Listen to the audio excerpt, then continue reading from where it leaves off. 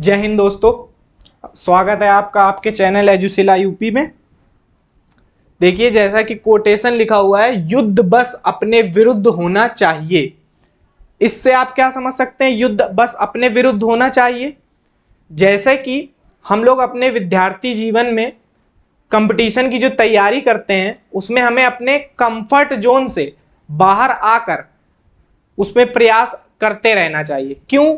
क्योंकि अगर आप कंफर्ट जोन से बाहर नहीं आएंगे तो आप अपने लक्ष्य तक नहीं पहुंच सकते हैं, क्योंकि आप जितना ज्यादा आराम करेंगे उतनी ये दिक्कत आपको कंपटीशन में होने वाली है। इसीलिए ये कहा गया, युद्ध बस अपने विरुद्ध होना चाहिए। युद्ध सिर्फ अपने विरुद्ध, इसका सेंस यही है। आगे देखेंगे, क्वेश्चंस की तरफ चलते हैं। पहला क्वेश्चन दिया हुआ है, एक स्मार्ट टीवी को इतने रुपए में खरीदा गया, इसके मूल्य को 30% अधिक पर अंकित किया गया है।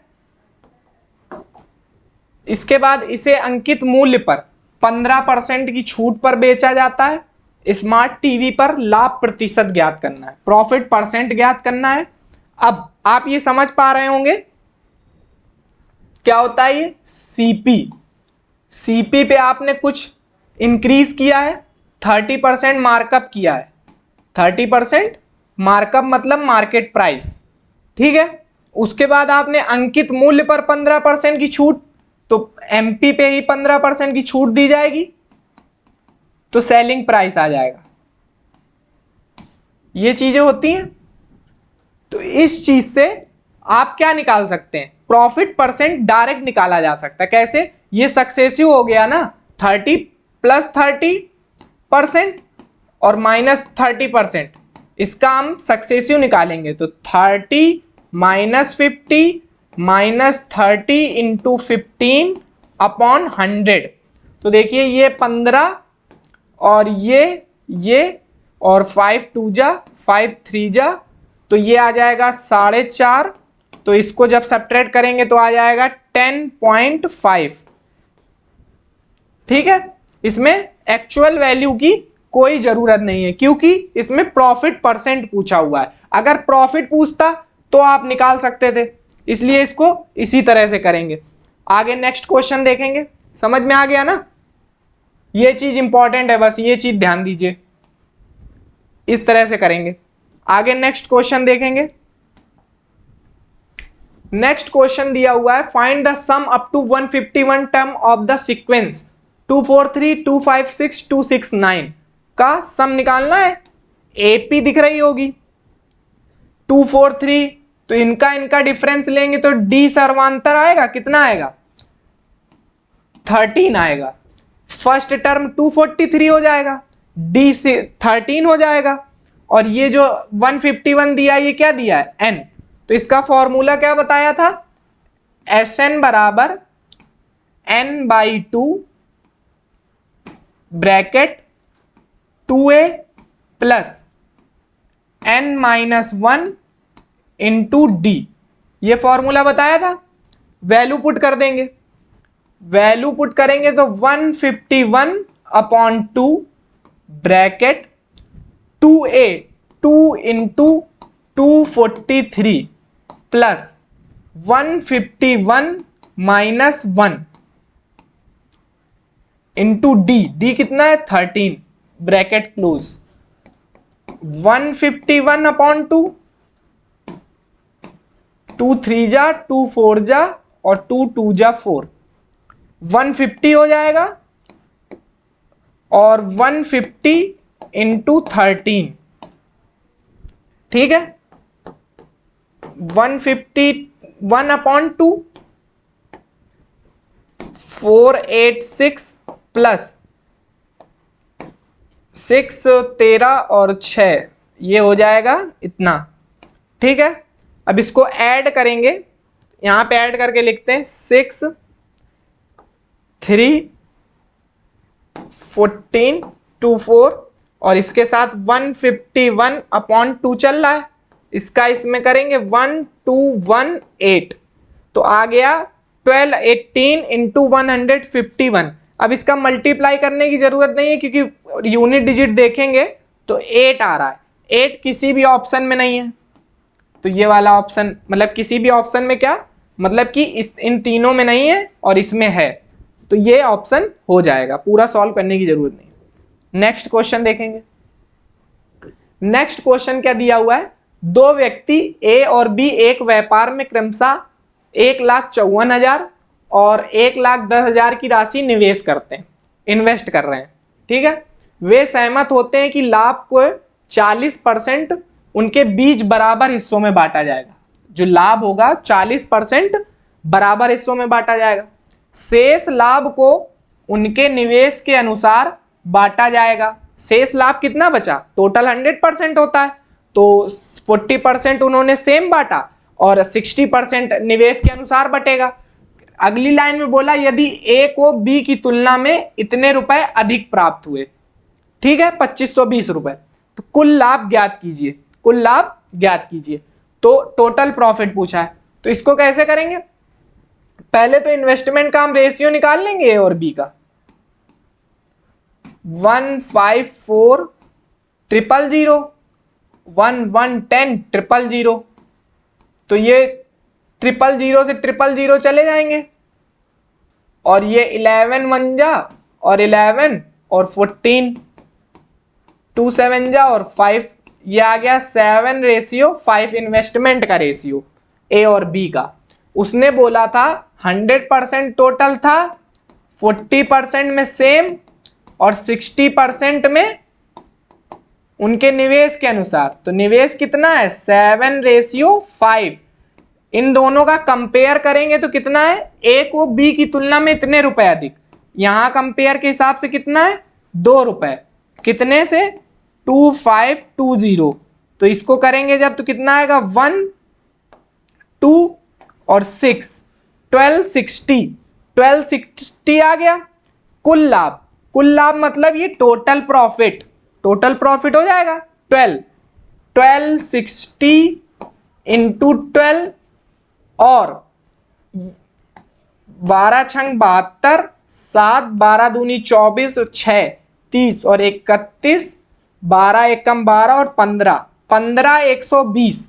ये 15 120 वैल्यू किस चीज को डिनोट करेगी, ये 15 120 ये तो 60% हिस्से को बता रहा था ना, तो 60% बराबर 15 120 और बात कर रहा है कुल प्रॉफिट की, किसकी बात कर रहा है, कुल प्रॉफिट की, तो 100% की वैल्यू निकालनी पड़ेगी, तो 100% बराबर क्या हो जाएगा 15,120/60 इंटू 100, ये वैल्यू निकालनी है। इससे ये चला जाएगा 6 कम 6, 6 कम नहीं 2 बार में जाएगा, 6 दूनी 12, 6 पंचे 30, 6 दूनी 12, ये आ जाएगा 25200, 25200, ये आंसर हो जाएगा। समझ पाए आप, ये पार्टनरशिप का अच्छे लेवल का क्वेश्चन कह सकते हैं और ये यूपीएसआई में 21 वाले में काफी देखने को मिला है, तो इसको तैयार कर लीजिए। नेक्स्ट क्वेश्चन देखेंगे। नेक्स्ट क्वेश्चन नंबर सिस्टम का है। A number when divided by 645 leaves a remainder of 40। ये कोई नंबर है, इसको जब किसी नंबर से डिवाइड किया जाता है तो 40 शेषफल बचता है। इसी संख्या को 43 से विभाजित करने पर शेषफल क्या होगा। ऐसा ही एक पिछली क्लास में एक क्वेश्चन बताया था, उसमें तो विधिवत मेथड करके बताया था ऐसे कि इस पे यहाँ पे वैल्यू रखेंगे, फिर इसका मल्टीप्लाई और प्लस शेष करेंगे, जो शेष वैल्यू होती है तो ये इसको डिनोट करेगी, भाज्य बराबर भाजक इंटू भागफल प्लस शेषफल, ये बताया था। वैसे ही इस क्वेश्चन में अब डायरेक्ट अप्रोच क्या होती है कि एक संख्या थी, इसको किसी संख्या से विभाजित किया गया तो 40 शेषफल बचा। जब उसी संख्या को, वही बोल रहा है ना, उसी संख्या को when the same number divided by 43, तो 43 से करेंगे तो जो इसका शेषफल आता है, जो इसका रिमाइंडर है, उसी को आप नेक्स्ट वाले नंबर से डिवाइड कर देंगे। जब 43 का डिवाइड 40 में करेंगे तो ऑलवेज 40 ही रिमाइंडर बचेगा। ये चीज पता होगी ना। जैसे अगर लिखा है 40 और ऊपर लिखा हुआ है मान लीजिए 43, तो इसका डिवाइड आप करेंगे तो +3 रिमाइंडर बचेगा, और इसमें ही अगर करेंगे तो माइनस रिमाइंडर भी तो हो जाता है, ये चीज पता होगी ना। तो उस तरह का क्वेश्चन भी देखेंगे बाद में। इसका क्या आंसर हो जाएगा, 40 आंसर हो जाएगा। इजी क्वेश्चन है, लेकिन कंसेप्ट अगर क्लियर है तो तुरंत होगा। नेक्स्ट देखेंगे। नेक्स्ट क्वेश्चन दिया है एवरेज का। The average weight of P Q and R is 51 kg। If the average weight of P and Q is 45 kg, that of Q and R is 46, what is the weight of Q. Fix pattern पर question है, हर बार हर किसी exam में देखने को मिलता है। देखेंगे इसको कैसे करेंगे, पहले समझेंगे। P plus Q plus R, ये कितना दिया है 51 kg औसत दिया है। टोटल योग कितना हो जाएगा 153। P और Q का कितना दिया है, P और Q का 45 औसत दिया है। टोटल योग कितना हो जाएगा 90। Q और R का दिया है 46।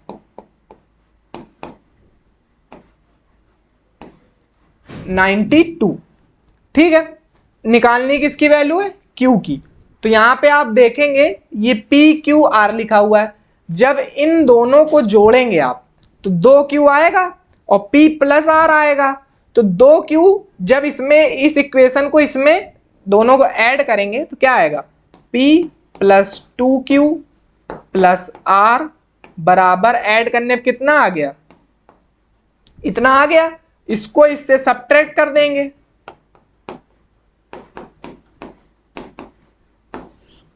सब्ट्रैक्ट करेंगे तो सिर्फ Q बचेगा कि नहीं, देख पा रहे होंगे, सिर्फ Q बचेगा, ये और ये कट जाएगा। तो Q की वैल्यू कितनी आ जाएगी 29। समझ पा रहे हैं, ये आंसर हो जाएगा।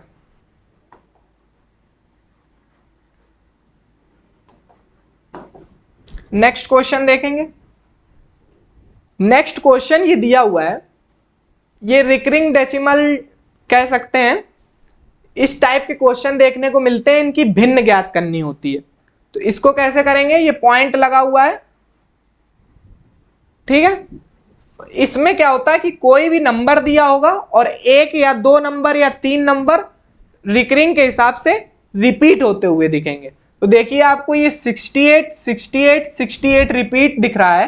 तो इसको कैसे लिखते हैं, 0 तो वैसे ही रहेगा, 4 6 8 के ऊपर ये बार लग जाएगा, ठीक है, ये लग जाएगा।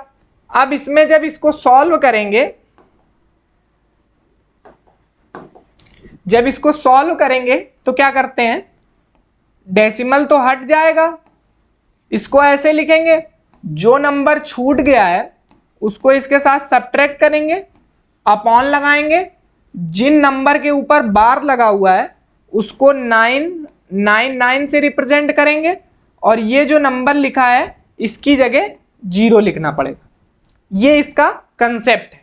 तो हो जाएगा 464 अपॉन 990, 464990, इस तरह का ये क्वेश्चन आया हुआ है एग्जाम में, तो इसलिए इसको समझ लीजिए। बार जो लगा होगा उसको आप जब ये वैल्यू से डिनोट करेंगे तो 99 में रिप्रेजेंट करना पड़ेगा, जो वैल्यू छूट जाएगी वो अपॉन में 0 रहेगी, और ये 468 ऐसे ही लिख देंगे, जो वैल्यू छूट जाएगी वो 4 लिखेंगे। ऐसे ही 3 नंबर डेसिमल रिपीट होगा, ऐसे ही 4 भी होता है, तो उसको फ्रैक्शन में सॉल्व करने के लिए कहता है। नेक्स्ट क्वेश्चन देखेंगे। नेक्स्ट क्वेश्चन दिया है गुणोत्तर श्रेणी। गुणोत्तर श्रेणी क्या होती है, A R square AR cube dash dash dash infinite तक ऐसे ही चलती रहती है। ये है गुणोत्तर श्रेणी, मतलब इस नंबर में इसका डिवाइड देते जाइए तो सार्वंतर आ जाएगा। जैसे AR में A का डिवाइड देंगे तो R आएगा, AR स्क्वायर में A का डिवाइड देंगे, AR का डिवाइड देंगे तब भी R आएगा। तो ऐसे ही ये पैरेलल सीरीज चलती रहेगी। ठीक है, पैरेलल सीरीज चलती रहेगी। उसके बाद अब इसमें कैसे करेंगे, इसका फॉर्मूला क्या होता है, पहले पद को इसमें भी ए बोलते हैं, फर्स्ट टर्म 12 हो गया। ठीक है, सार्व अनुपात जो दिया होता है उसको इसमें आर बोलते हैं, जैसे एपी में डी बोलते थे, इसमें आर बोलते हैं। ये 5 दिया है। इसके 4 पदों का योगफल ज्ञात कीजिए, 4 पदों का एसएन ज्ञात करना है, ये कह रहा है। जैसे first term, second term, third term, fourth term, तो ये 4 पदों का, जैसे इसमें डायरेक्ट निकालते थे कि वैल्यू, जैसे उसमें होता था ना थर्ड पद बताओ एपी का, तो बोलते थे ना a + 2d, ऐसा ही बोला जाता था। वैसे ही जीपी में भी यही प्रोसेस चलता है। अब इसका एसएन का फॉर्मूला क्या होता है, इसमें एसएन का फॉर्मूला होता है a ब्रैकेट में r⁻n-1 अपॉन r-1। r-1 तब होता है जब r की वैल्यू 1 से बड़ी हो। अगर r की वैल्यू 1 से छोटी होगी तो फार्मूला होता है a ब्रैकेट में 1 - r⁻n अपॉन 1 - r। ये फार्मूला हो जाता है एसएन का, अगर 1 से छोटी हो। बस इसमें ही वैल्यू पुट कर देंगे, S4 की वैल्यू निकालनी है। पहले पद ये दिया है, r की पावर कितना हो जाएगा 4 - 1 अपॉन 5 - 1 4 हो जाएगा, तो ये आ जाएगा 3, डिवाइड करेंगे और 5 की पावर 4, 5 की पावर 4 कितना हो जाएगा 625 इंटू 624, 625 - 1 624, 3 चौको 12, 6 1 7 और 1872, 1872 आंसर आ जाए। समझ पाए जीपी का कंसेप्ट। और इजी एसएन वाले क्वेश्चन ज्यादा देखने को मिले, आगे और भी क्वेश्चन देखेंगे एसएन के। Next question, the amount doubles itself under compound interest in 15 years, in how many years will it become 4096 times of it. इसको कैसे करेंगे, ये क्वेश्चन है तो सिंपल लैंग्वेज और बेसिक क्वेश्चन, लेकिन जिसको इसकी पावर याद होगी उसके लिए बहुत सरल, जिसको इसकी पावर याद नहीं होगी उसके लिए बहुत कठिन। देखेंगे जैसे कोई वैल्यू p है वो 2p हो गई है, ठीक है, कितने साल में 15 साल में, तो कितनी बड़ी है p बड़ी है, तभी तो p 2p हो गई है। तो ये चीज पता होगी कि चक्रवृद्धि ब्याज में पावर्स में चलती है, वैल्यू पावर्स में चलती है। और साधारण ब्याज में क्या होता है, साधारण ब्याज में पैरेलल चलती है वैल्यू। तो ये इसमें हो गया, उसने बोला 2 गुनी हो गई थी, कितने वर्षों में ये अपने आप की इतने गुनी हो जाएगी। मान लीजिए ये थी 4096 हो जाएगी, इतनी हो जाएगी, ये कहना चाह रहा है कितने ईयर में। तो इसमें पैरेलल पावर में चलती ना, तो यहाँ पे जैसे p ना लेते 1 और 2 होता सिर्फ, तो 2 की पावर 1 है ना सिर्फ, तो इसको भी 2 की पावर में रिप्रेजेंट करना पड़ेगा।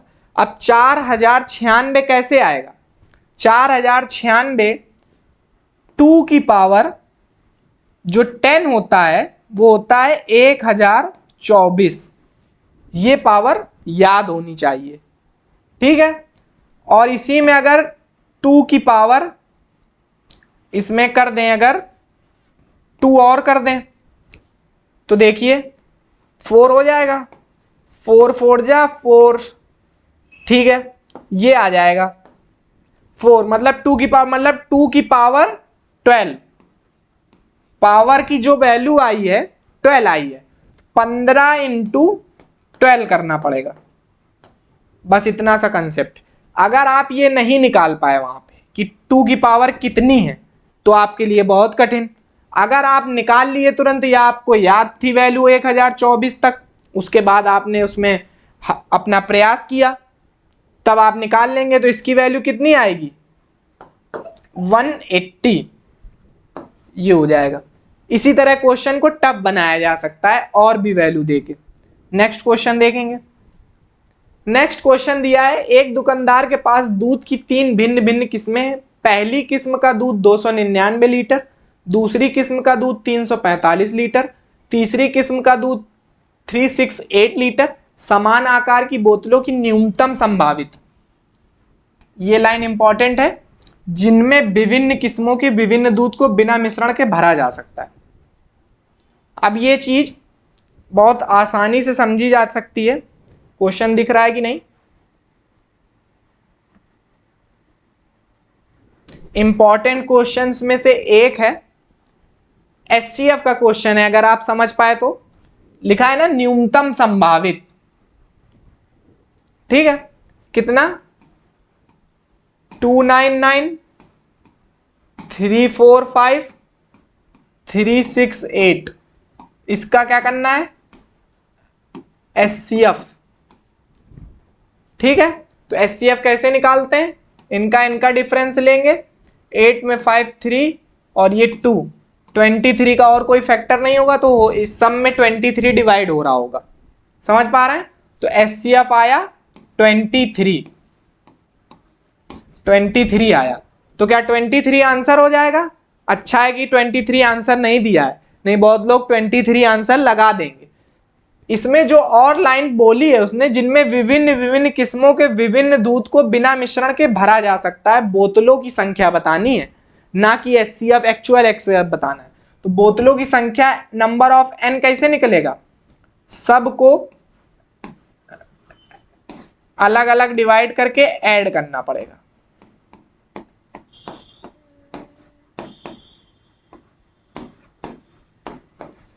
तब नंबर्स निकलेंगे। 21 और 23 का करेंगे तो ये 3 टाइम, उसके बाद 23 वन जा ये हो जाएगा, और ये हो जाएगा 7 और 4 11 5, 23 पंचे 115 हो जाएगा, प्लस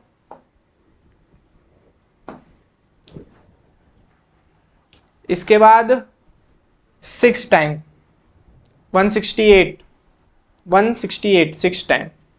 तो इसको ऐड करेंगे 31 और 3,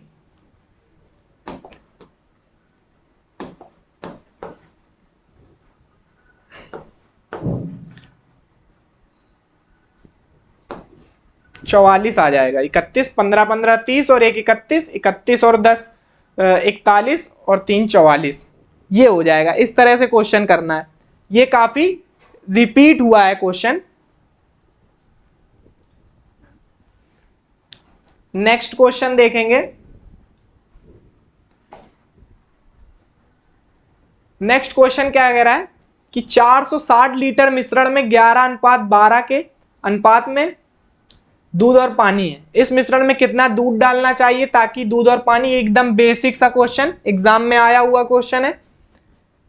मिल्क एंड वाटर कितना दिया हुआ है? 11:12। कितना दूध डालना चाहिए? वाटर सेम है ना, दूध को मिक्स कर रहे हैं, कितना डालना चाहिए? तो ये 3:2। क्वांटिटी सेम करनी पड़ेगी वाटर की, तो इसमें 6 का मल्टीप्लाई कर लें, 6 3 जा 18, 6 2 जा 12, 12 और 12 देखिए बराबर हो गया।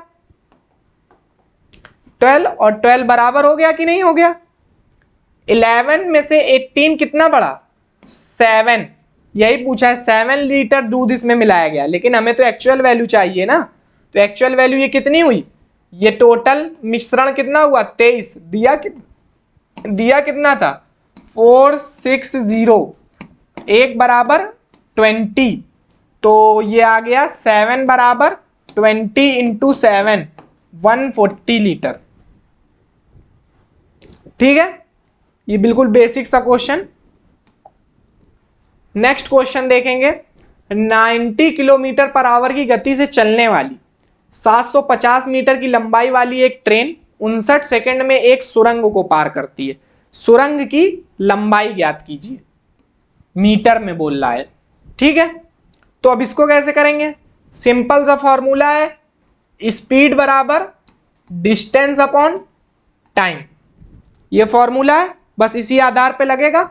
जो रेलगाड़ी है वो अपनी लंबाई तो चलेगी ही चलेगी, प्लस सुरंग की भी तो कुछ लंबाई होगी, तो बस यही कंसेप्ट है।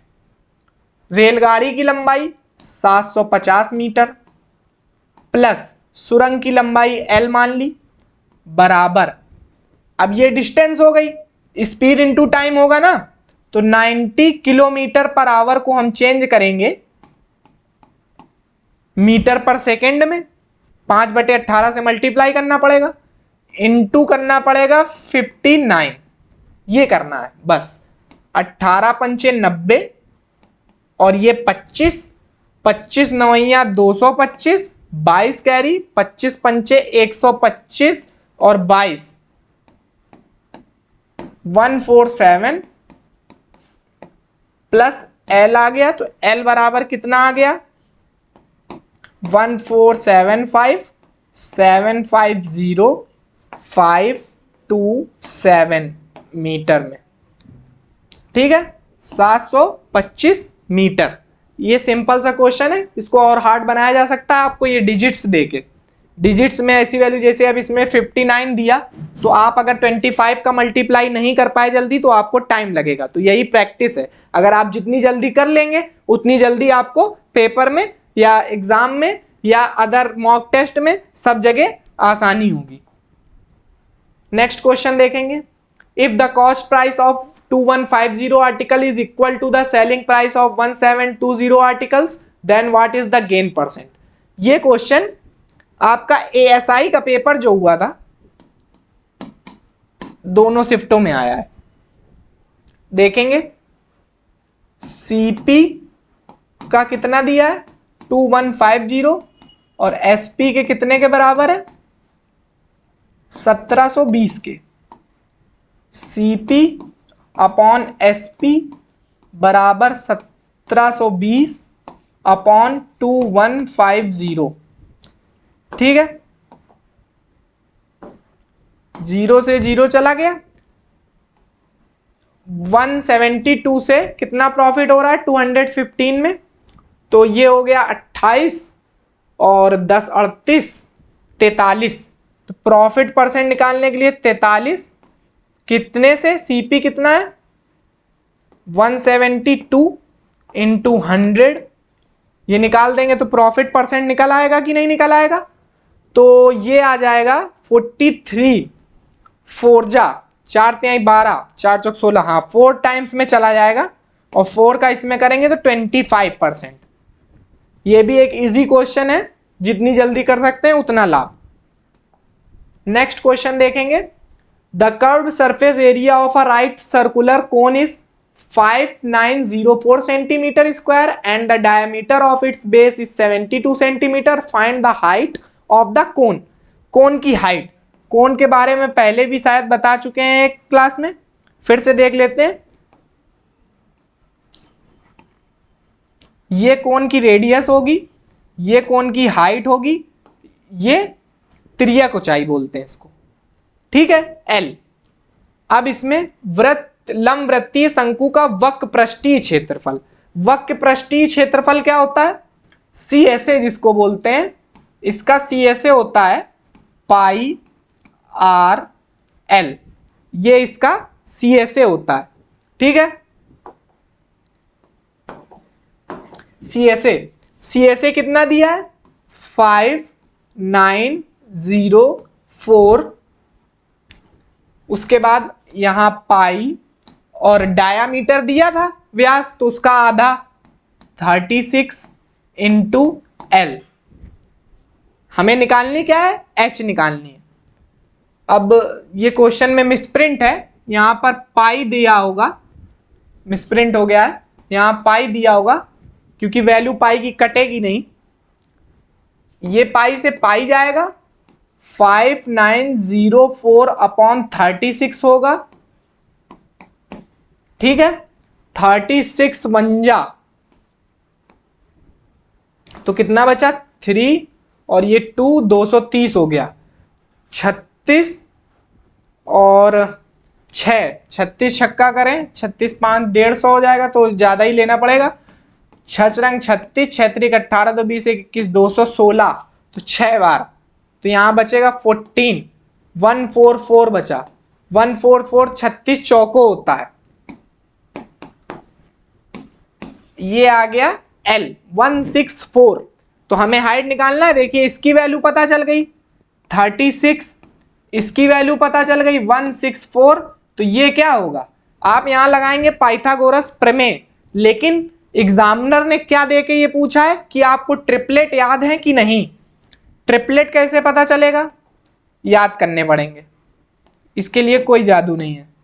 36 लिखा है और इसका ट्रिपलेट क्या हो सकता है, जैसे कि ये किसका मल्टीपल है 36, 9 का, 9 40 और 41 होता है ट्रिपलेट। जब इसमें 4 का मल्टीप्लाई सभी में करेंगे तो 9 चौको 36 और 160, और ये देखिए तो आपको आंसर दिखने लगा होगा। ये कण दिया है, ये आधार है, ये लंब है। 160 आंसर दिख रहा है कि नहीं दिख रहा है। अगर आप वैसे करने जाएंगे तो आपको फिर ये करना पड़ेगा कि 164 के स्क्वायर में से आप 36 का स्क्वायर घटाएंगे, उसके बाद फिर इसको प्लस माइनस करेंगे, फिर वैल्यू निकालेंगे, आएगा तो उससे भी। लेकिन एग्जामिनर ने उस अप्रोच से पूछा ही नहीं है। एग्जामिनर को पता है कि ये ट्रिपलेट है, ये लगभग सब लोगों को आता है, बस उसने मल्टीपल दे दिया है तो ऐसे यूज कर दिया है।